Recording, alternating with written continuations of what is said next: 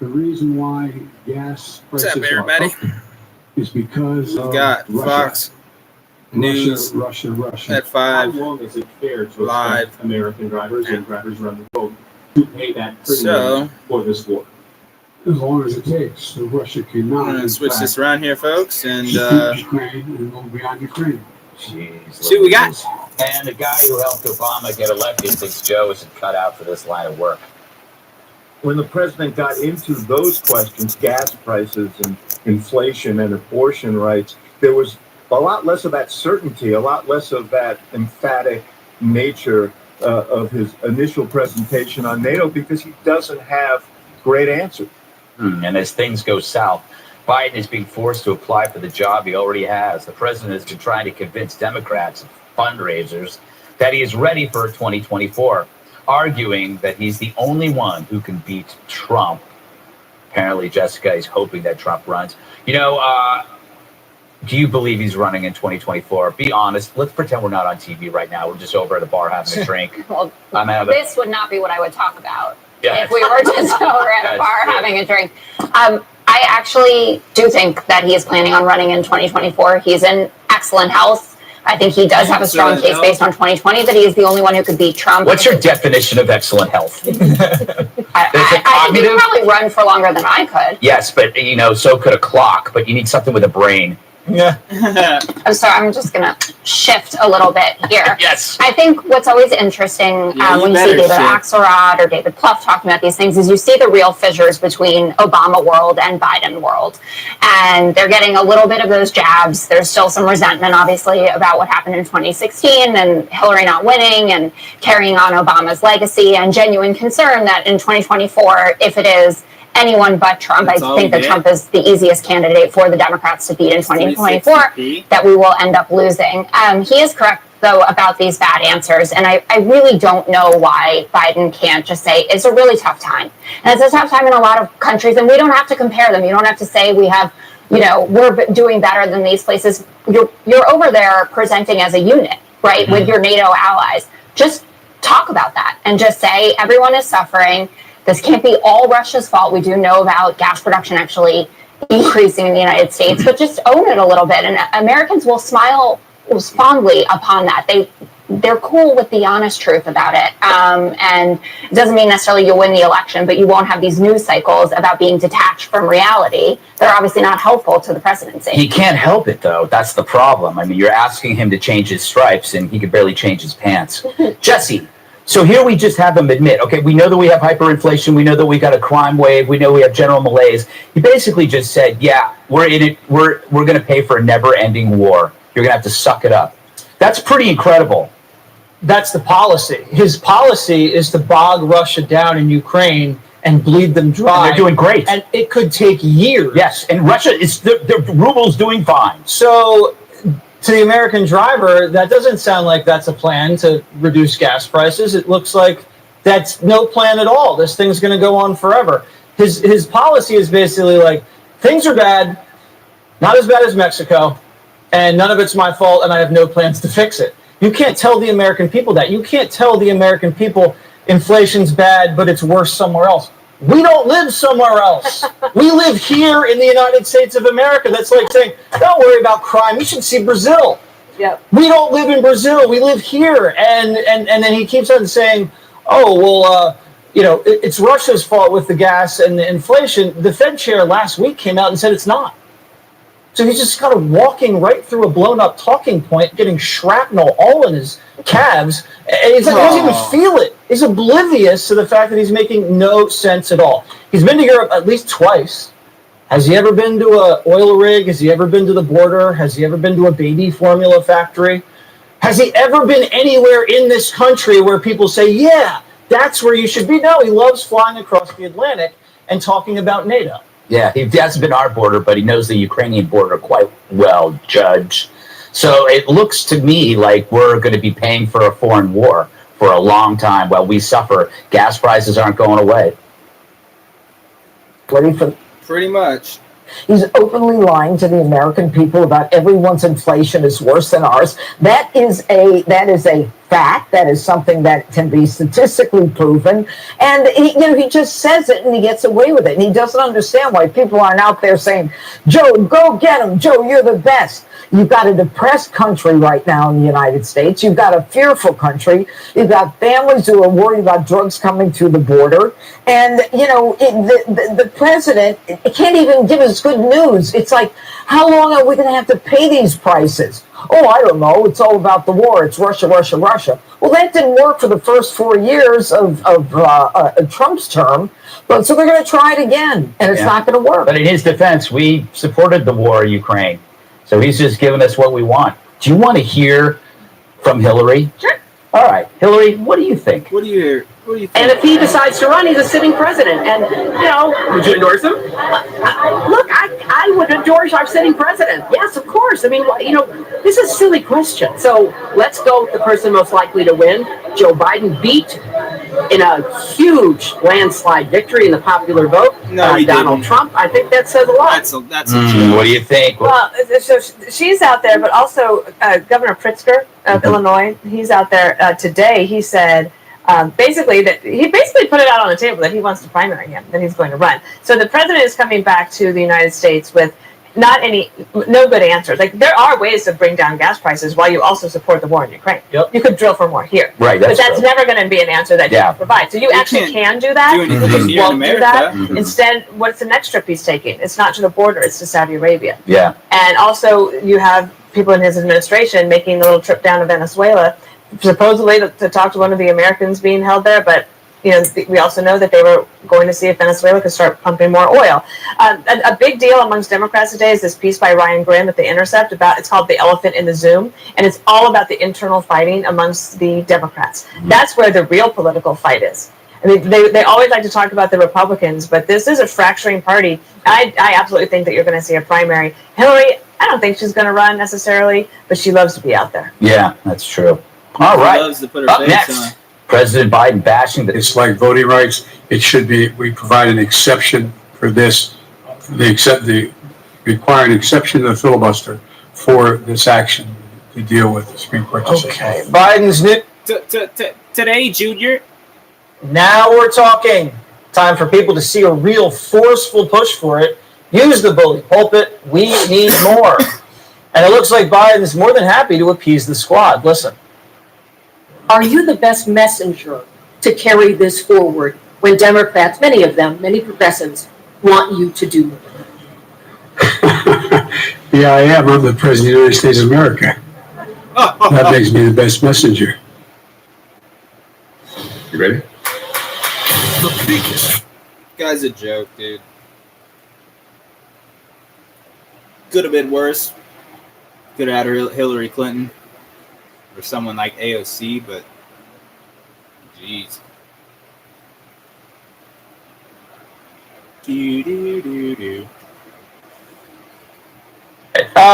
Jessica, they're not going to blow up the filibuster. I mean, there's Sinema and Manchin says no way, right? So what is he talking about? Well, Sinema has already said no way. Manchin we haven't heard from on this particular point. I would doubt that he would go back on it, but he does feel very personally aggrieved that he says that he was lied to by the Supreme Court justices in their private meetings about how they would, whether Roe v. Wade was settled precedent. I still don't think that it is going to happen, but I want to push back on the idea that this is only, far left progressives that want to see Joe Biden take action on this. It's a very standard Democratic position. It needs to be done to get Roe v. Wade codified on some level on a national stage, that there has to be some federal protections. I've been talking about the fact that I think that moderate Republicans to sign on to some protection that maybe mirrors what we have in Europe, 12 weeks, 15 weeks as a baseline minimum, so that people who are in these states with the most aggressively anti-choice policies, like in Arkansas, Ohio, Texas, Louisiana, et cetera, have some protections. So I hope the conversation goes that way, but I don't see the filibuster going anywhere. He tried this with voting rights as well, and it was no dice. Do you see that happening, what you just said about Republican senators joining to codify Roe? I don't. I really don't. I think that what they're going to do is they're going to say, look, the Supreme Court wants us to go back to the states. let it go back to the states. They're not going to put their reputations on the line.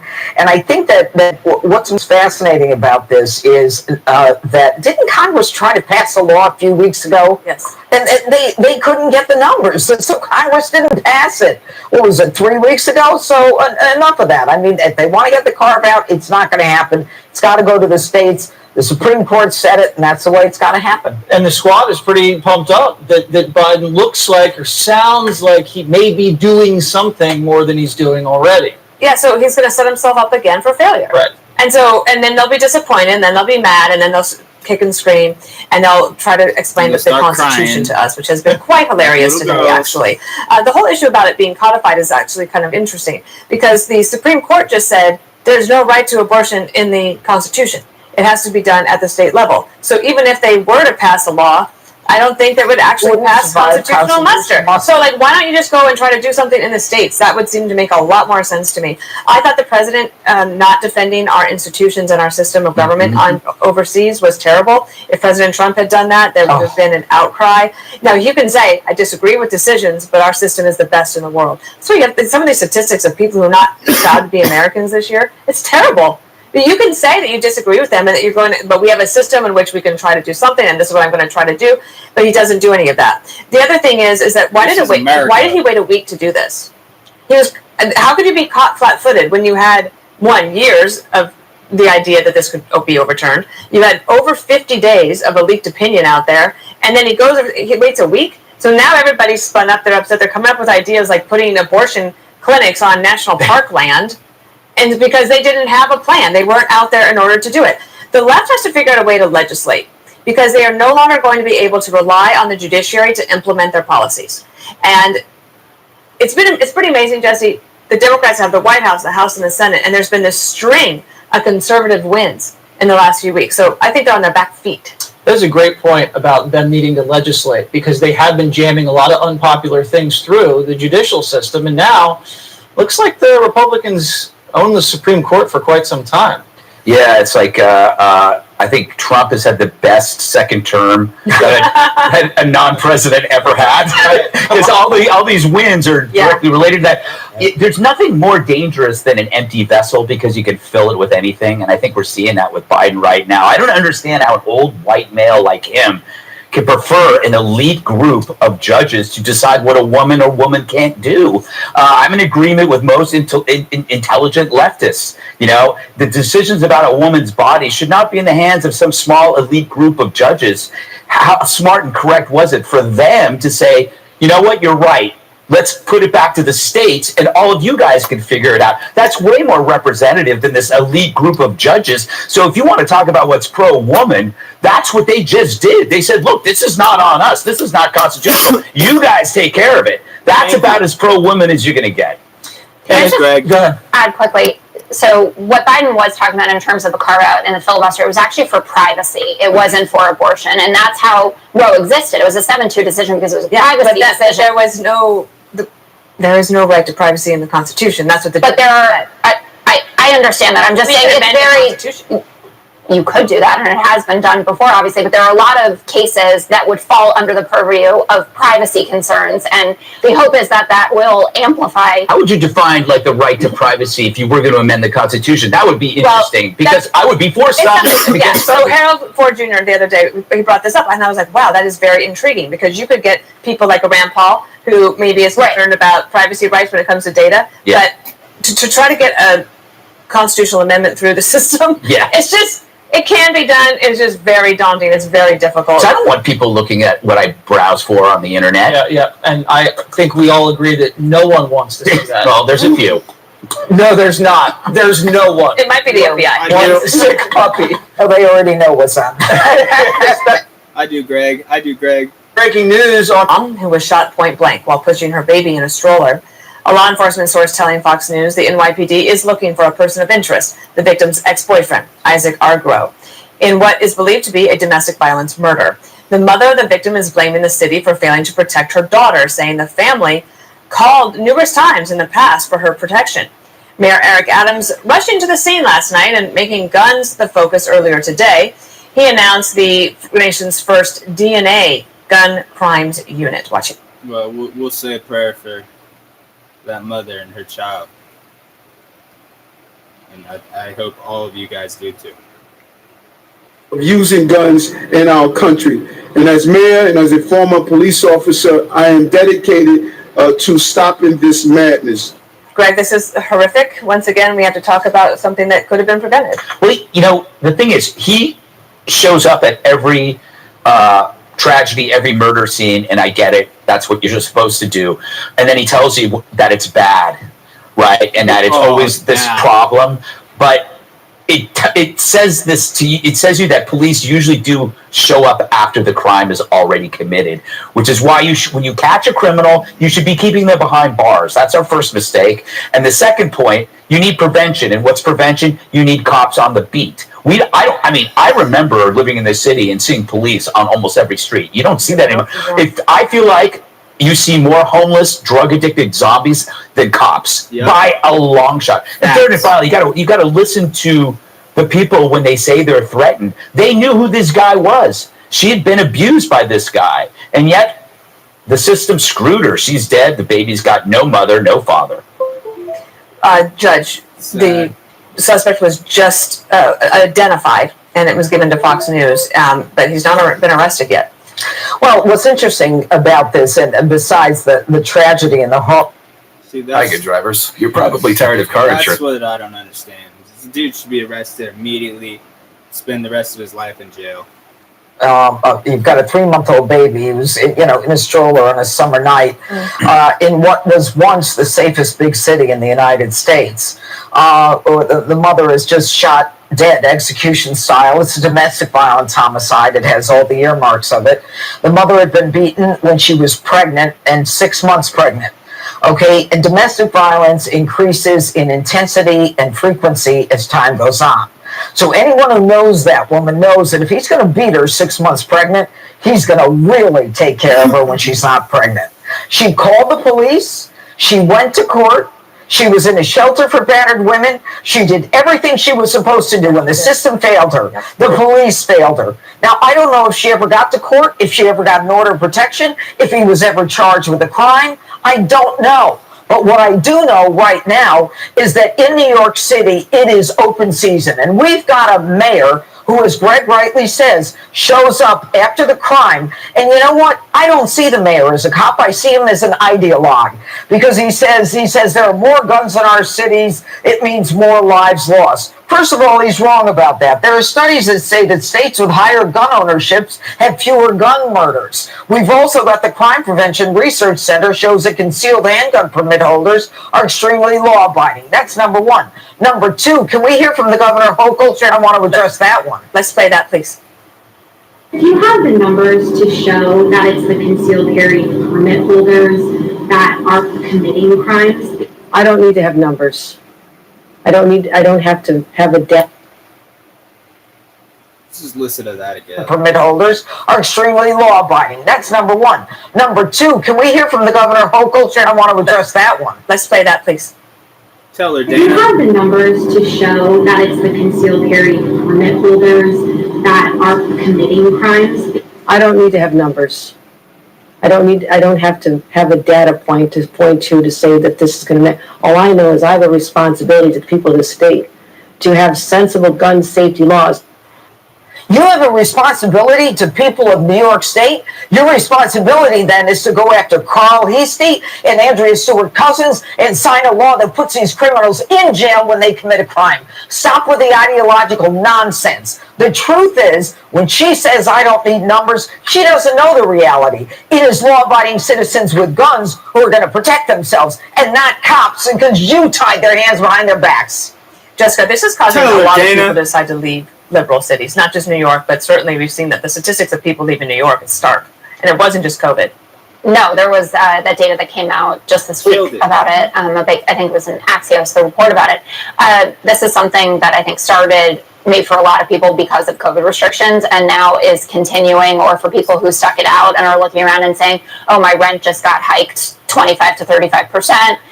It doesn't feel safe here. I don't know if it's necessarily the best educational system for my kids. That's a big point that people are making who are considering, whether they want to do charter schools or pods or whatever it might be. I I grew up here. I went to high school on 89th and Park Avenue. That's 6 blocks away from where this happened. It's truly frightening. It's not just happening here. It's happening all over the country. We had the woman who was pushing her baby, and the guy drove into them, and she managed to. Yes. I don't know how she pulled that off. That was incredible in LA. We need real policy positions that can become actionable. There are a lot of ideas percolating around. Mayor Adams has put things out there. We need to see how they work. In terms of the concealed carry permits, I agree with Governor Hochul insofar as that New Yorkers and in New York City, for instance, there's just a discomfort with there being a lot of guns around, and she will continue to make people. Yeah. No, it's not good. I don't want to feel uncomfortable, but certainly saying I don't need a number, you do need. You do need the numbers, and we know that the people who are committing these crimes are criminals. They're not going to a house where there's a gun. So if they know there's a gun there, they're not going in. Jesse Waters, you'll learn to be comfortable. We get the post delivered to the apartment every day. This is on the front page, and I'm picking up, and I open it up, and Emma sees it across the breakfast table, and she goes, "What does that say?" And she looks at where this happened. This is a 20-minute walk from our apartment, and she goes, "Jesse, I want to move." Yep. And that's just her speaking from the heart, because this was, I think, last month, 3 blocks from my apartment, they had the guy in all black chasing the guy on the street, stabbing him. So a couple more of these, and I'm moving to Westchester, upstate, New Jersey. God help me. Yeah. And because between COVID and crime, people do not want to live in the city anymore. And forget, if I'm wrong, correct me. If this guy's beating his wife or his girlfriend, and he has a handgun, shouldn't that be red flagged away? I mean, right? We don't have gloves. In New York, we don't have a red flag. I thought we had a red flag in New York. I guarantee you that gun is not legal. Okay, but either way, if it was legal, it should have been taken from him. I don't like how Adams talks. Why are you reading? Okay. Why are you reading from notes? You should be speaking from the heart. He sounds like Pierre, the woman at the White House press secretary. You should be out there pouring your heart out to people instead of looking down and saying how much you care and how bad guns are. I don't trust this guy. Up next, the liberal New York Times warning the Democrats to stop. Liberal New York Times, of all places, a columnist there is worried that Democrats will face certain defeat in November midterms because of all their infighting. Instead of banding together to win, far-left groups are too busy eating each other alive because people aren't woke enough. Left-wing groups are constantly arguing over diversity, equity, and inclusion, and it's paralyzed their ability to function. Somebody forgot to tell Mayor Pete about this. He's busy doubling down on racist roads by launching a $1 billion pilot program to build racial equity. All right, Greg, I want you to tell me about the roads that you've seen that are racist. Oh, God. I was driving down the road the other day, and I swear I heard him say, "Get off the road, you stupid Irish midget." Really upset me. Anyway, there might be actually some validity to what Mayor Pete's doing, but I want to talk about how, the initials, diversity, inclusion, and equity spell die. Everything, every company, every industry that does this dies because their woke message in practice won't even work amongst themselves. Slowly, companies like Netflix are figuring this out, that inclusion actually ends up being exclusionary because you indulge the worst instincts of people to be, I want this attention, I'm different from you are, and if you don't indulge my difference, then I'm coming for you. So you end up indulging the kind of the loudest, unhinged voices in your workplace. And what does that do? It sends your best employees down the road somewhere else. If you look at like Substack, right? Substack is exploding because the best writers from every place are leaving. You look at Matt Taibbi, probably one of the best writers Rolling Stones ever had, goes to Substack. Glenn Greenwald founds The Intercept, leaves The Intercept, and goes to Substack. Now they're completely rich. Andrew Sullivan. Everybody is leaving. So if you want to have really smart people, like look at the nonprofits. The nonprofits are in trouble because they have identity-obsessed pronoun pushers, and they can't settle on any kind of solution to an idea because they're too busy fighting out what their pronoun should be. It's crazy. Could you imagine this place running like that? You know, Dana, I mean, when they talk about the left, I mean, they are really dug in. I mean, you look at people like, the Disney company and what they did. I mean, how far they went when they had a lot to lose. I mean, America loved Disney. I mean, they didn't need to get involved. But when you realize how deeply they're involved in some of this woke stuff, do you think they can ever get out of it, or certainly in the near future? I don't know, because I was reading something today about the younger generation and Critics are celebrating the return of the No, they're worldwide not. phenomenon. They're not celebrating anything. And we don't want to hear about it. Not with that woke crap. feel this, and these are the future workers, I'm right? just So playing, they baby. I learned love this you, in dog. I'm just playing, junior dog. high, high school, college, and now they're in the workforce. And we're in a situation where the workers are more powerful right now than the employers because of the unemployment rate. And so the businesses want it. Well, they want their employees to be happy. They want them to be happy working there. So they're trying to accommodate, and it's just backfiring on them over and over again. That's why other companies like Netflix, for example, remember they recently said, no more guys. So I don't know how long that will last. I am a little concerned. Speaking today, the 4th of July is Monday. How long are we going to be allowed to celebrate it? Mm-hmm. That's a great Some question. people won't. That's a great question. Some people are talking about it now. What's more important to the Democrats, this woke stuff or winning? I mean, are they willing to leave the woke stuff and say, forget about that, let's be more moderate and practical, let's win? It depends who you ask. I mean, the perfect example of it was what happened with defund the police. That people, like moderate Democrats, said there's no place for this in our dialogue. We certainly don't want to defund the police. We actually want more of them, especially looking at the results coming out of communities of color who are always the most pro-police out of them, versus people who are on the far left and are in extremely safe seats or don't care if they go down on that hill, if that's the hill that they die on. But it's interesting, the piece that was cited is by Thomas Edsall, who's been at the Times since 2010. He's a classical liberal. Like this is someone who also always writes database pieces, and I really enjoy them for that, because you can't fight the numbers, right? Whether you like the conclusion or not, it's like the point about what Kathy Hochul said.